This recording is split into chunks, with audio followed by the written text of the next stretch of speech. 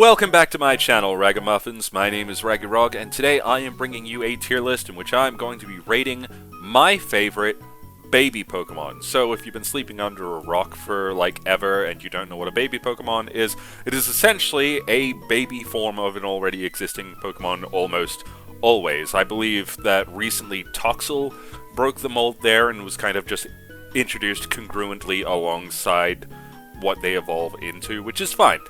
But most of these Pokemon were introduced as like an afterthought to like add something more to the line of their already existing Pokemon. So an obvious example is Pichu. We had Pikachu originally, then Gen 2 came out, we have Pichu, along with a bunch of others.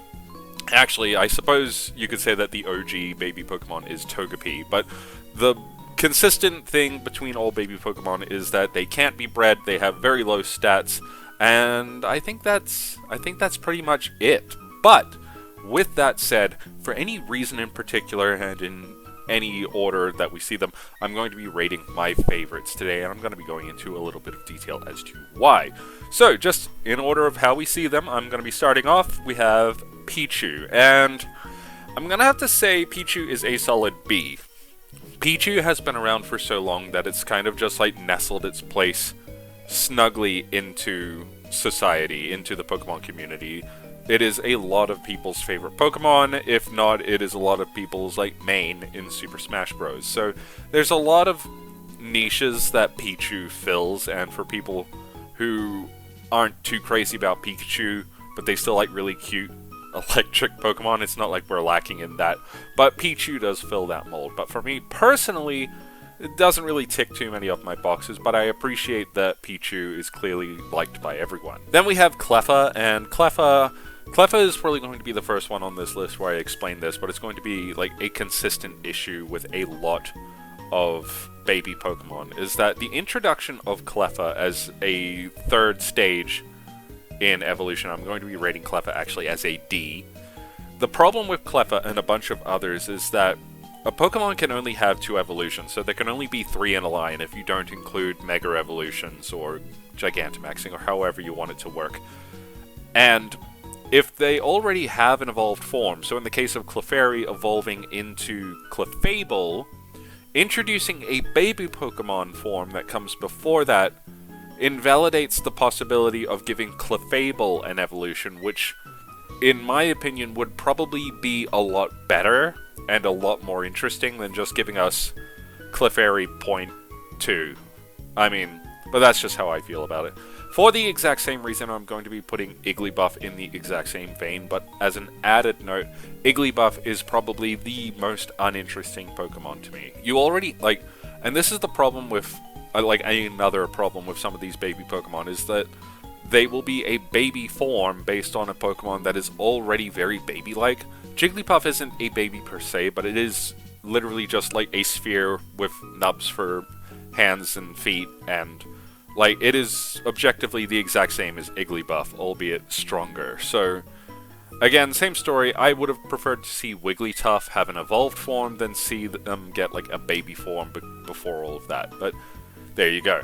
Togepi, I'm going to put Togepi up into A, because unlike the aforementioned Cleffa and Igglybuff, Togepi kind of makes sense because it is the egg Pokemon, and as the Pokemon that kind of introduced a lot of us to the concept of baby Pokemon, and Pokemon eggs, and breeding, and all of those things that are prevalent themes in Pokemon games to this day, Togepi is kind of perfect. I also appreciate very much what it evolves into, because I remember in Gen 2 when we were all introduced to Togetic, what it evolves into, that was a big deal, and then I think it was Gen 4 when we got Togekiss, and then in Gen 6 they give it fairy typing, and it's like, Togepi has been on a mission for many years now to be the biggest, best Pokemon that there is, and while Togepi, none of its evolutions really fall into any of my favorite categories, I still like its line a lot, so there you go. Tyrogue is also going to go up into A section, because Tyrogue is very unique in that it was a baby Pokemon introduced as a means to have, like, it's kind of similar to Eevee in that it is a Pokemon that can evolve into multiple forms, and to this day we have Hitmonchan, Hitmonlee, and Hitmontop. And introducing Tyrogue to be like a connector to those three. Initially in Gen 1, I believe that Hitmonchan and Hitmonlee were just coincidentally similar, but now they've introduced Tyrogue to kind of tie them together. They come from the same origin Pokemon. Tyrogue adds a lot of depth to Hitmonlee, Hitmonchan, and Hitmontop, and they are all objectively very useful, viable Pokemon to this day. Hitmonlee is definitely one of my favorites, so Tyrogue adds a lot to that, and because all three of those Pokemon still have the potential to evolve another time, Tyrogue hasn't taken too much away from them in terms of evolution either. Then we have Smoochum, and Smoochum I'm gonna put into B. I don't mind Smoochum. Unlike some of the other baby Pokemon, what it evolves into is objectively very, very different from it. In this case, we are talking about Jinx, and Jinx is, like, clearly evolves from Smoochum, and Smoochum is clearly a baby. It's like, I appreciate very much when the design of things looks like what it's supposed to be. There are some baby Pokemon here that don't really look like babies, but Smoochum definitely does, and I appreciate that about Smoochum as well. It doesn't add a lot to Jinx's line, and Jinx is a Pokemon that I feel is due a bit of love. In many of the past gens, we've seen nothing really happen with Jinx. It hasn't gotten a Mega Evolution, it hasn't gotten a Gigantamax form, and it's only been really the point of a lot of controversy about, like, its skin color and other stuff like that, which is kind of a shame because Jinx is actually a very interesting Pokemon. So Smoochum adds a bit there, I guess, so I like Smoochum. Then we have Elekid, and kind of for the same story as Smoochum, Elekid adds a lot to Electabuzz's line. I'm going to put Elekid up into A, if only because ultimately Electivire is a Pokemon that I like very much, but my first time seeing Elekid was probably the same as a lot of other people's, in that it was in the anime, and the character Tracy drew, like, he found one in the wild, but he only saw, like, the top of its head, so he, like, sketched it very quickly, and it was, like, kind of this little teaser to the upcoming Gen 2, which, when we were all that young, it was a big, big deal, and I loved that. I just loved the discovery of Elekid, and then when we saw it in the anime later, it was this huge revelation, like, oh my god, it was that Pokemon! It was a big deal. Magby, I'm going to put into B section. There's just not really anything too wrong with Magby. Magby's line, that is Magmar and then Magmortar, is fine, same as Elekid. Aesthetically, I don't like Magby as much. It does look more like a baby Pokemon than Elekid. If you told me that Elekid was not a baby Pokemon, I would have just believed that. Magby fills that role better, but at the same time, he looks kind of gross, and it's always been kind of weird to me that Magby, he looks gross, but he's also kind of cute looking, and then he turns into Magmar, who is literally just gross. So it's like, there's a lot going on wrong with Magmar's line, unfortunately. Next on this list, we have Azurill, and I really, really like Azurill. And what I like about Azurill is that this is something that not a lot of people think about or pick up on, but Pikachu and Marill are, like, kind of mirrors of each other, sort of. Introduced in Gen 2, Marill was introduced as, like, a water mirror to Pikachu. That's why its tail, while it does have, like, that oil balloon on the end of its tail, it still has that zigzag option because it's kind of meant to reflect Pikachu's tail. It has, and that is why, when it evolves into Azumarill, it's kind of generally the same size and shape as what Raichu would be. So, keeping with that theme, we actually have Azurill show up, who is, like, kind of meant to be a water-type reflection of Pichu, and it's very well done and smart. On top of that, Azurill is probably an example of a baby-type Pokemon. I'm going to put him in A, by the way. Azurill is probably an example of a baby-type Pokemon who is aesthetically more interesting than its other two forms. Azumarill doesn't interest me that much, Marill's a little boring, but Azurill, the way he bounces on his own tail and all that, it's very clever. It's like, it's his own thing. He is more than just a baby Pokemon, and that's what I like about him. There's a few things I like about Azurill. Then we have Wynot, and Wynot is just going to get a solid B ranking. Wobbuffet, what he evolves into, is a generally uninteresting Pokemon to me. He is the counter Pokemon. That's his whole shtick. So there's no reason really to seek out Why Not. I've never heard of anyone using Why Not in a Little Cup game or anything like that. He goes very much under the radar for me. I don't know too much about him outside of that. He does have his own design. He is clearly based on Wobbuffet, so he gets that. But I don't love him, and that's all I can really say about Why Not. Then we have Budgie, and it makes sense now that I see it in this list, but I was not actually wholly aware that Budgie was a baby-type Pokemon. It fills the role of being an early route grass-type Pokemon quite well. It doesn't look like a baby, it just looks like a plant, which is what most early route grass-type Pokemon do. But I'm going to rate it very highly because it actually turns into a Pokemon that I have a lot of fond memories of, that being Roselia and then into Roserade. In Gen 4 and the Diamond and Pearl remakes, I used Roserade both times, so I have a lot of fond memories of Budgie. I understand that some people consider this to be like kind of the weak link of the baby Pokemon, but for me, I like it well enough. I'm probably being a little generous with the A rating, but there you go. Here is one that I was wholly not aware was a baby-type Pokemon at all. I literally did not think this, and I'm still questioning it. This tier list may in fact be wrong, I'm suspecting. But Chingling is going to go into C, if only for the reason that I wasn't aware that it was a baby Pokemon. And I feel like that should be obvious by looking at them. Yes, I did give Budgie a pass for that, but maybe if it was more apparent, Budgie would have been an S rank. For Chingling, however, Chingling is just a Pokemon that has never really interested me that much. I don't think there's too much wrong with Chingling, but it doesn't really look like a baby to me. It's clearly similar looking to Chimecho, but apart from that, it's kind of boring. I've never used one. I've never had the interest of using one. So there you go. Bonsly is going to also go into C rank, as a matter of fact. Bonsly is... he turns into Sudowoodo, and because I would have probably rated him lower if Sudowoodo already had like an evolved form or something. I'm gonna say that Sudowoodo is a Pokemon who probably deserves a little more.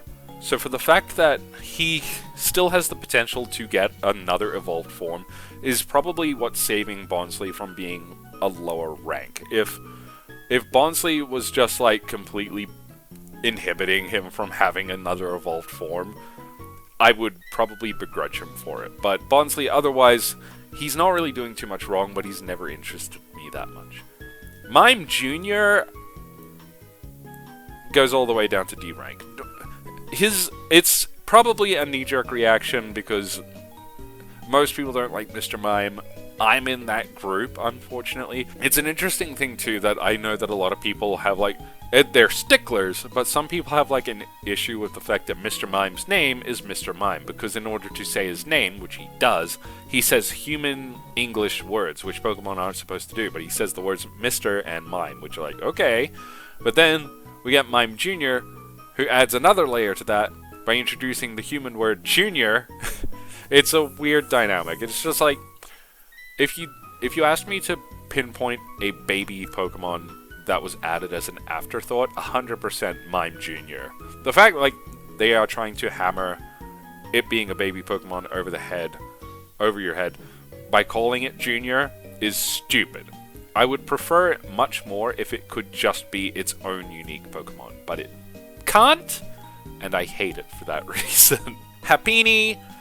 So Happiny is interesting in that usually I would rather have another evolved form moving forward rather than a pre-evolution. But in the case of Chansey and Blissey, Blissey already boasts the highest HP stat of any Pokemon. It is, to this day, incredibly viable competitively, so to give that another evolved form would be overkill. So the only progression there, if you wanted to give that line any more love at all, outside of a Mega Evolution or a Gigantamax form or anything like that, would be to give it a baby form. And because Chansey is like the egg mother Pokemon, it only makes sense that it gets a baby Pokemon in its line. So there you go. We are going to be rating Happini as a A for that reason, just because it is an example of a baby Pokemon that makes absolute sense. Next on this list, we have Munchlax, and I'm going to put Munchlax all the way up into S rank. Now, does Munchlax look like a baby per se? Not really, but when you compare him to what he evolves into, that is Snorlax, this guy is absolutely an infant. I like that Munchlax looks like a baby in the sense that he looks like more like a young child, which is something that goes mostly unexplored with baby type Pokemon. The closest we get to that after that is probably, say, Tyrogue or Riolu. But Munchlax is so cool because he adds like a layer to Snorlax that he sorely needed, because outside of that, he was just like the big sleepy panda Pokemon who does nothing all day but sleep and eat. Then you have Munchlax, who's a little more proactive, right? And something that is really cool about Munchlax is that if you really, really like Snorlax, but you want to have like that kind of like companion relationship with them, whether it be in your fan fiction or just the way you play the game, you like the idea of raising a Snorlax from a very early age and just bonding with it. But that's such a weird thing to think about doing with a Snorlax, because they are gigantic and generally emotionless outside of food and sleep. But then you have Munchlax, and he is like one of the cover boys for like the Explorers series, like the Mystery Dungeon series, because he's just this little explorer. He goes out and he gets stuff done. Yeah, he eats a lot. Yeah, he sleeps a lot, but not as much as Snorlax. So he adds a layer to that evolutionary line that allows the player to kind of engage with them and build a bond. So I like Munchlax a lot. He is a good idea. Next on this list, we do have Riolu, and I'm going to put Riolu up into A rank as well. Riolu turns into Lucario, and Lucario is a lot of people's favorite Pokemon. Riolu is the obvious progression. He makes sense. He looks like he turns into Lucario, and I don't think Lucario, because Lucario is competitively viable to this day, so to give Lucario an evolution outside of Mega Evolution or anything like that, I don't think it makes sense, but giving him Riolu does add a bit to his line. I remember Riolu was actually one of the Pokemon that you could get at the very start of Pokemon Black and White 2, and giving you Lucario that early in the game would be absolutely overkill, but letting you journey with Riolu from that early stage when he was just a baby Pokemon, that's a cool way to let you build a bond with that Pokemon. So similar to Munchlax, Riolu makes the Lucario line a little more accessible without breaking the game mechanically. Then we have Mantike, and I'm going to put Mantike in B. I like Mantike a lot. For a similar reason to Mime Jr., I do not like that they put Tyke in its name, because it's kind of like, alright, you don't have to beat the baby thing over my head, okay? I get it, it's a baby Pokemon. But unlike Mime Jr., I like its design a lot more. It looks like an obvious progression into Mantine. Mantine needed a little more love like that, and it'd be cool if we saw Mantine get an evolution in the future as well. Otherwise, there's not a whole lot to say about Mantike, but there you go. Lastly on this list, introduced in Pokemon Sword and Shield, we have Toxel. And as I mentioned before, Toxel he was introduced congruently with what he evolves into, and that's pretty unique. Most of these guys were introduced as an afterthought, but this guy was intended to be there, and I think he makes sense. I'm going to rate him as a B, just for the fact that yes, he looks like a baby Pokemon, his progression is obvious, I like the colors, I like the design, but otherwise I don't know too much about this Pokemon. But there you have it. There are my favorite baby Pokemon, in just for any old reason. Comment down below which ones are your favorites and what ones we agree with. Are we in sync? Are we at odds? I want to know. Just let me know. If you enjoyed this video today, then please give the video a like and subscribe to the channel as well. Hit the bell icon as well and share it with your friends. And yeah, comment your ideas for other stuff you would like to see on this channel. In any case, my name is Raggy, and I hope you enjoyed this one, Ragamuffins. I'll see you next time.